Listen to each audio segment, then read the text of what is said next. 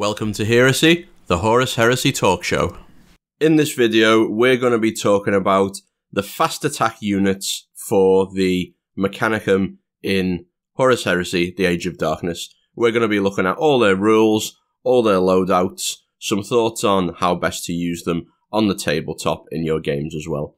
But before we do that, if you enjoy the show, please do leave me a like and subscribe. And if you've got any feedback or thoughts at all, please leave them in the comments down below. And now, on with the show. The Arlatax Battle Automata Maniple. Now, the Arlatax is a jump pack equipped melee robot designed for, hunting various different targets. And it's not actually got a model today, which is surprising to see it included in the book. But it is a pretty cool, concept. It's a jumpy robot that bashes things up in close combat and has a plasma cannon on its shoulder, which is pretty cool. Now, looking at the stats for this, again, I'm going to keep saying this, don't compare it to a Contemptor or even, to an Incendius or Incendius. I'm not really sure how you pronounce the Blood Angel Dreadnought with the jump pack.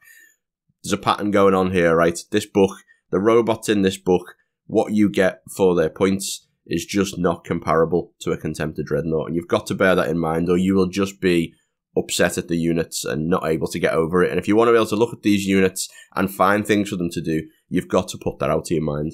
So, first of all, it comes with Power Blades. Now, Power Blades used to be a good weapon. In this edition, they're not very good, really. They're just Strength User, and I only breach on a 6, which is just not very good at all. And really, for a combat-focused robot, you really want to upgrade that. Now, it can upgrade to an Arc Scourge. So, the Arc Scourge gives it Rampage D3, for 20 points. It also gives it Disruption 5, which is a bit on the weak side as well. But what it does give it is AP 3, and that's important because it gives it a consistent AP and it gives something that it can hunt, which is good. And that means it can go and hunt Space Marine units, get into melee with them, and chop them up, hopefully. Now, the problem with that is that this army has just got so many ways to kill things with a 3+ save. And an expensive robot that has to get into melee with things with a 3+ save to kill them is not really a very efficient way of doing that, right? It's just not that good. And it's not even that good in combat. It's weapon skill 4. You could Paragon of Metal it to make it weapon skill 5.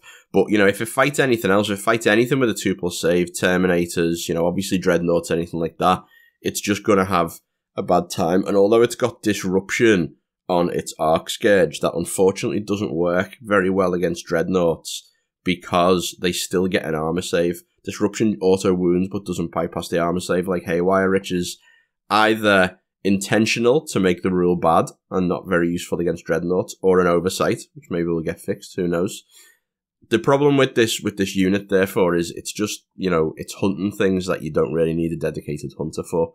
It's also only toughness 6, reduction from most robots its size, and only a 3+ save. So you really want to keep it safe from shooting because it will just die to, even medium level weapons. I mean, you can do that with its jump pack. Hopefully you can get it into some safe spots and get it into melee fast where it's a bit safer. It's got a plasma cannon, but it's weapon skill 3, ballistic skill 3, which isn't great. And again, the problem with it is if you're putting it in a position where it's going to shoot at things, it's going to get shot back, and your very expensive robots probably gonna die, which is not great. Also, it can be difficult to keep this in Cortex range because it's a jumpy robot. It's going to jump out, really. You want to be jumping it out ahead of your forces, and therefore you need to make real sure that you're jumping it near the thing you want to charge, because it's probably going to have to be using program behavior to target the nearest thing most of the time. Now, I mentioned Paragon of Metal before. It is quite expensive on this unit, I think, because the unit's not super good, and paying 35 points to make a mediocre unit a bit better is not that great, and I don't think Precision Strikes is that great in melee except in some niche cases. So Paragon's much better on shooting things where you can use the precision shots, I think. But it is a nice buff nonetheless, and if you do want to run an Arlatax, that could be a way to at least make it a bit better. And it does mean you get around the cybernetica limitations with the programmed behavior as well. Now, one thing I will mention as well is the +1 attack bonus for having 2 weapons. I am currently of the opinion that any reminder text on a datasheet, whether it's Dreadnoughts, robots, otherwise, that talks about getting +1 attack, is reminder text. It's not an additional rule. You don't get an extra attack because it mentions that, as opposed to just normally having 2 weapons. So I think 1 Arc Scourge paired with your other Power Blade gives you +1 attack. that's the way I think it is supposed to work, and that's the way I'm assessing this. Overall, for the unit, I think it's unfortunately just far too expensive for what it brings, and it's probably just going to disappoint you on the table. Now, that's not to say that you shouldn't bring it, but, you know, my reason for not using units like this is, you know, you buy them, you paint them, in this case you convert it, you put a lot of effort into it, and it just doesn't do a lot when you actually get into using it, and that's disappointing and a little bit heartbreaking sometimes, and that's why I would steer clear of this for now, really, because it just doesn't do enough for the points you pay for it. Onto the Ursarax cohort. So these are the smaller jumpy robots that are, you know, wanting to fight things in melee, and these do have models on Forge World. Not models I like particularly. I think they look a bit of a mess. They look like they've been cobbled together, but a lot of people love these. So they're weapon skill 4 and initiative 2, and that's fairly weak for a melee unit. It means they're going to be going second versus everything, even power weapon, normal power weapons, and they've only got a 3+ save. So, you know, they're not super tough. But they are toughness 5, and they are 145 points for 3 of them with 9 wounds. So they're not terribly bad. You know, if you compare them to an assault squad, they're roughly in the same sort of area, although they haven't got line. If you compare them to Legion Elite melee units, which are often 150-ish points, though, they obviously look pretty bad, because Legion Elite melee units are often come with a 2+ save. Some of them have got jump packs, weapon skill 5, initiative 4, so these don't look very good on the comparison, and obviously these are also got the downsides of being automata as well. So if you are going to fight with these, as with a lot of things in Mechanicum, you need to support them with some blind or concussive, really, to get the most out of them. One thing in their favour, toughness 5 on a melee unit is deceptively powerful, because as well, in combat, as making you immune to common instant death weapons, which is important. It also means that, you know, a lot of weapons in melee are low strength. You know, even a Praetor with a Paragon Blade's only strength 6. So you will very often, with toughness 5, be meaning people won't wound you on great numbers. You know, people will often be wounding you on a 4 or a 3 at best, or sometimes maybe even a 5 if they're using strength user weapons. So that's pretty good. Lightning Claws, which they've got as well, are a good weapon for chopping up Marines. You know, undeniably, they've got a good number of attacks. They can easily chop up AP3, Armor 3 things, and if they do fight against Armor 2 things as well, because they got Lightning Claws, they can go through them as well. They've got a Power Fist option as well, which you should take all the time, I think, because that gives you that consistent AP2 and a nice high strength as well. And it's 2 Power Fists, so you do get an extra attack, which is quite unusual. Now, that's 2 attacks base plus 1, so 3 Power Fist attacks, 4 on the charge, which is quite a good number. Then they've also got the Volkite Incinerator as well, so this is Strength 6, AP2 Instant Death.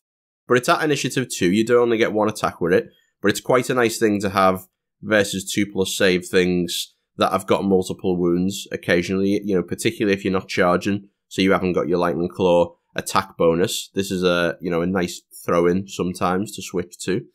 It can be quite difficult to keep these in Cortex range, exactly the same as the Arlatax, so you might need to make sure you play them to jump near their intended target. But ultimately these do, when you look at them and compare them to other things that are out there, do look a little bit disappointing, again, just because of the points cost for them. And when you compare them to Legion Elite melee units particularly, which is similarly costed to these, they just don't look good. They don't look good at all. Now, you know, within the context of their army, within the context of Mechanicum, much like the Arlatax, they can play a role of harassing, tying up important shooting units in melee, or maybe just catching and killing, you know, tactical squads.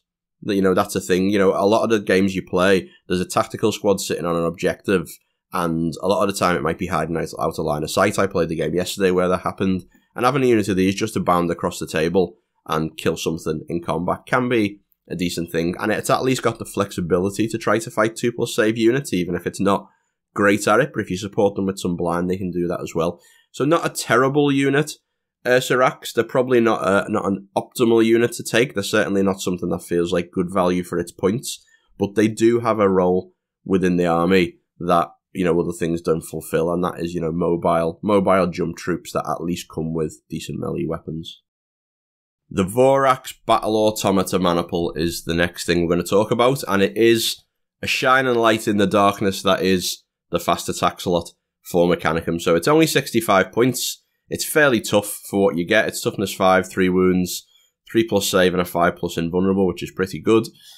It's got 2 rotor cannons, So it will force a pinning check on a Space Marine unit about 2/3 of the time. You need to shoot 3 rotor cannons at Marines to get a wound through on average, but you've got a good chance with one of these of forcing a pinning check on Space Marines, so that's good for a start. It's also got a lightning gun on top as well as the rotor cannons, which means that, you can actually kill some Marines. Lightning gun's a pretty reasonable gun, and with a bit of luck, you can take the odd wound off a dreadnought or vehicle, which certainly isn't nothing. There's lots of situations you get into in games where, dreadnoughts have got 6 wounds, but, a lot of the time you'll get them down to 1, maybe 2 wounds, and having some things around that can hurt them. Whereas if you've got a tactical squad around or something like that, it doesn't even have the option to shoot something like that. Just having options around on the board can really make a big difference, so that's a nice thing as well. It's not the best in melee, but it's got 4 attacks, effectively base, weapon skill 4, initiative 4, which is unusual in Mechanicum, strength 6, breaching 5 with its power blades. And although that's not fantastic, if it gets into melee with something that isn't a melee unit, it's obviously better than most things. And at toughness 5 or a 3+ save, things that don't have their own combat weapons are going to struggle to hurt this as well. And it's got excellent mobility. It's got fleet 2. It's also got scout for a nice 8-inch pre-game move as well. So it can get into positions to utilise its melee and its guns, which is cool. It's a very flexible unit overall, and its stats aren't amazing compared to other things in the book, but the difference is this is only 65 points and you can take them in ones, which is quite a big deal in terms of flexibility. You don't have to spend a lot of points to get one of these on the board. It can provide pinning and deals reasonable shooting damage. It can melee with light units or tie them up, and it's definitely not trivial to remove, particularly, again, if you run these in a mana pool of 3, people can shoot heavy weapons at them profitably and kill them. If it's only 1, it's very difficult to find one of your units that you want to spend all its firepower on shooting a single model worth 65 points. So these can actually last quite a while in the game as well. So I would very much recommend running these as 1s, because that's where you really get the value out of them. Very unattractive to shoot them. If you've got like 3 of them in your fast attack slots, that's 3 potential pinning tests you can force on someone, probably 2 most of the time against Space Marines. Really, really good little unit. Adds something very unusual and interesting to the army. It's a real flexible thing that can do all sorts of different stuff. If it's running off on its own, you do have to think about how you're going to control it from a Cortex point of view. So you might not, if it's out of Cortex range, you might not always be able to target those rotor cannons at something that's at the back of the board. You might have to target something closer, but it is fast enough to maybe get into spots where it can shoot and charge at the nearest thing, and that's a target that you want. Really much improved unit from Horus Heresy 1 in terms of the way it functions, and I think it's a really good thing for Mechanicum armies, and personally, I would definitely recommend getting yourself 3 of these and filling your 3 fast attack slots with 3 individual Vorax. I think that would be really good on the table. And then we've got the Vultarax Stratos Automata Squadron. In my opinion, the single coolest model in 30k. I'm a fan of the Matrix. These are from the Matrix.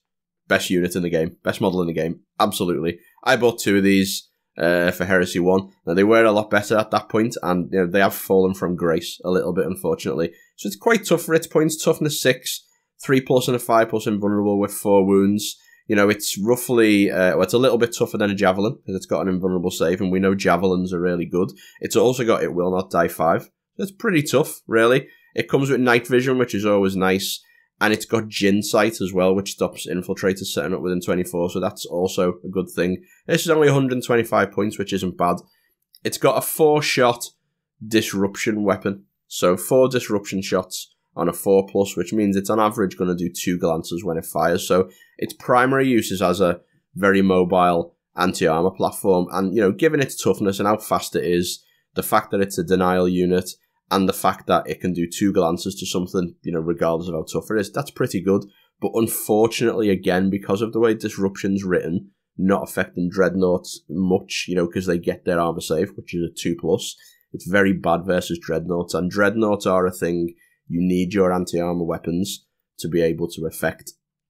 And again, if the disruption rule isn't going to get FAQ'd, this unit is really going to struggle to find a place in your lists. It's got a secondary use. It's got 2 Havoc launchers, which are strength 5 small templates with twin linked, and the Arc Blaster itself is strength 6. It's basically a Volkite weapon in stats as well. So you can fire a bunch of shots into Marines, and it's ballistic skill 5. So that's pretty good. So you can fire a bunch of shots into Marines, you know, maybe kill like 2 or 3 Marines when you shoot, which is okay. Not brilliant, but if those are heavy support Marines, you know, not bad. And if they want to shoot back at this, it's quite tough. So that's not a terrible use of it.